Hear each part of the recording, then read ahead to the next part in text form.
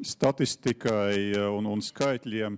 Ja mēs skatāmies, kas veido bruto pievienoto vērtību valstī, kādas nozares atbilstoši NACE vai NEIS kodiem, tad pārsteidzošā kārtā elektrība, gāze, siltums un arī atdzesēšana dod vidēji pēdējos 10 gados vidēji apmēram 3% no bruto pievienotās vērtības kopējā ekonomikā, kamēr pirmās 5 pozīcijas ir vairumtirdzniecība, mazumtirdzniecība, ražošana, nekustamais īpašums, transports un uzglabāšana, un arī 5. vietā publiska administrācija, valsts pārvalde un aizsardzība un obligātās sociālās drošības iemaksas. Tā kā, kad es pats pārbaudīju šos skaitļus, man tas šķiet interesanti, ka enerģētikas nozara, teiksim, dod tādu salīdzinoši nelielu to bruto pievienoto vērtību, kas, protams, ir korelē ar IKP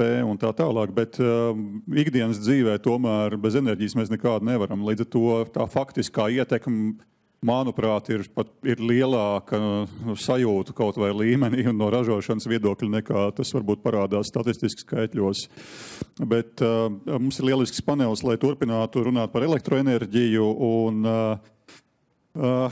tas uzsvars, kādu rīkotāji vēlējušies ir dot šai diskusijai, šodien beidzamajai diskusijai, ir vairāk orientēts uz, teiksim tā, patērētāju aprūpēšanu.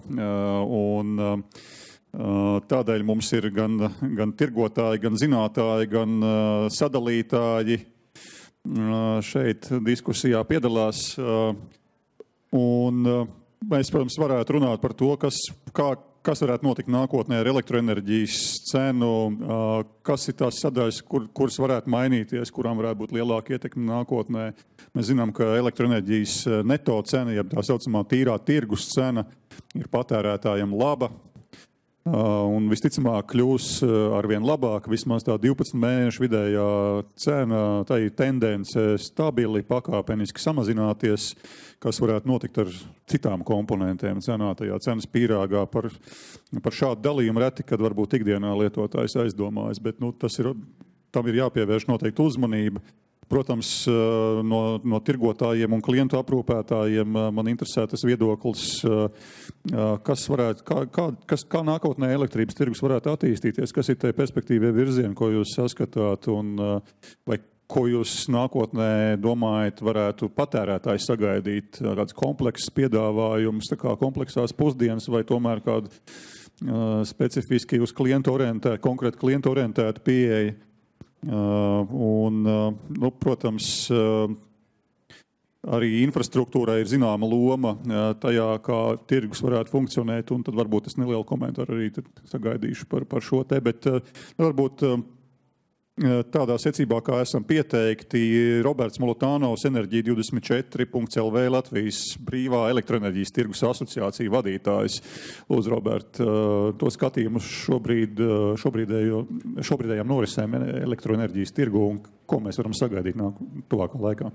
Jā, paldies. Tad Latvijas brīvā elektroenerģijas tirgus asociācija, kas tad arī ir cieši saistīta ar portālu Enerģija24, kas ir būtībā Latvijā galvenais portāls, kur patērētājs var tikt galā un saprast šos visus dažādos piedāvājumus elektroenerģijas tirdzniecībā un sev izvēlēties piemērotāko.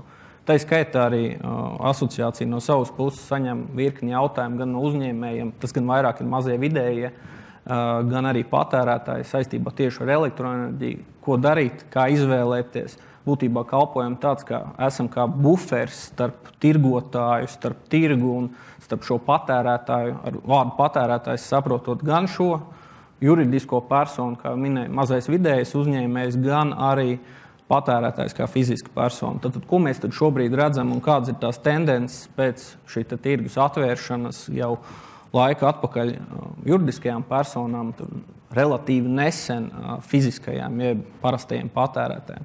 Tās tendences ir tādas, ka viennozīmīgi patērētāji, jāatzīst šie mazie vidējie un fiziskās personas, viņi ir relatīvi nezinoši tirgu, viņi ir elektrību un kā tādu pakalpojumu īpaši patērētāji kā mājsaimniecības vairāk jūt nekā atsevišķu produktu, par ko saņem rēķinu un par ko maksā, bet tas ir vairāk tāds kā nodoklis vai kaut kāda cita komponenta, kas veido izmaksu pozīciju viņa mēneša izdevumos, bet pilnīgi noteikti nerada tādu tā kā sajūtu par kaut kādu konkrētu produktu iegādi. Ar ko tas ir saistāms un kāpēc tā un ne citādāk? Tad pirmais, un tā ir tā vēsturiskā lieta, ka būtībā diezgan loģiski, ka cilvēks elektrību kā tādu viņš neredz, viņš nesatausta būtībā.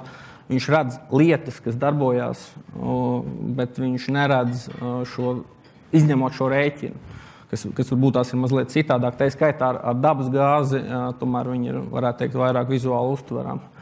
Otra lieta ir tāda, ka šie tirgotāji šobrīd ir arī, jāsaka, visnotaļ mazaktīvi tieši patērētāju izglītošanā, stāstot ne tikai par komponentiem, bet būtībā par to, ko tad nozīmē iespēja izvēlēties.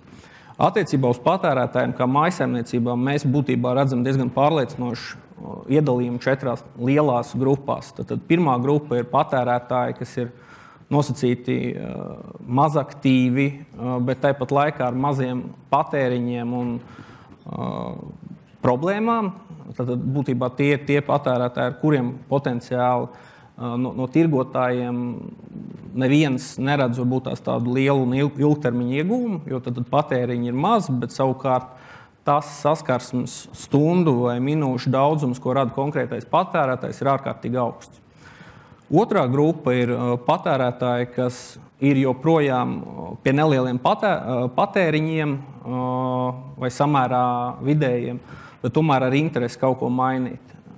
Tad savukārt trešā grupa ir tāda, kas ir jau ar normālu patēriņu, pietiekami zinoši un pietiekami iesaistīti visos tirgus procesos, lai pieņemtu tālredzīgu lēmumu, bet viņi tādu vai citu iemeslu dēļ nevar piekļūt brīvajam tirgum, par to es pastāstīšu mazliet vēlāk. Un ceturtā grupa ir tie, protams, kas ir gan pietiekami izglītoti, lai pieņemtu savu lēmumu, gan arī viņi arī izdarītu. Attiecībā par tiem datiem, kas ir arī noteikti sadales tīklu kolēģu kompetencē un par to, kāda tad ir notikusi tā migrācija tirgu, ir skaidrs ir tas, ka atbildēt uz mazo aktivitāti, viņu norakstot vai uz nepietiekamu informētību vai vispārējo, tas būtu pārāk vienkārši un tā tas nav. Viens no iemesliem arī, kāpēc tā kustība tirgu ir relatīvi neliela, ir saistīts ar to, kā jau minēju pašā sākumā. Tā cena, ko var mājsaimniecība vai mazais vai vidējais bizness iegūt, mainot piedāvājumus vai ejot pie tāda vai cita tirgotāja, nomināli ļoti neliela. Tad tas arī cilvēku būtībā nemotivē, jo tā cena, ko viņš maksā, viņam intuitīvi ir pieņemama. Jo gan kā mazais, gan kā vidējais uzņēmums, tai skaitā bieži vien nav ar spēcīgām analītiskām spējām, nav ar būtībā rēķins atnāk, es viņu samaksāju. Būtībā tā ir tā pieeja. Attiecībā par kopumā, par tādām vēl papildus lietām, kas ir runa tieši par šo piekļuvu tirgumu, ir viena tāda, kā lai saka, specifika, ar ko saskarās īpaši tā skaitā biznesa, tā skaitā, un īpaši tie ir vairāk tādi kā lielie un vidējie biroju nomnieki. Tad tie jautājumi ir saistībā ar to, ka neskatoties uz to, ka piekļuvu tirgumu ir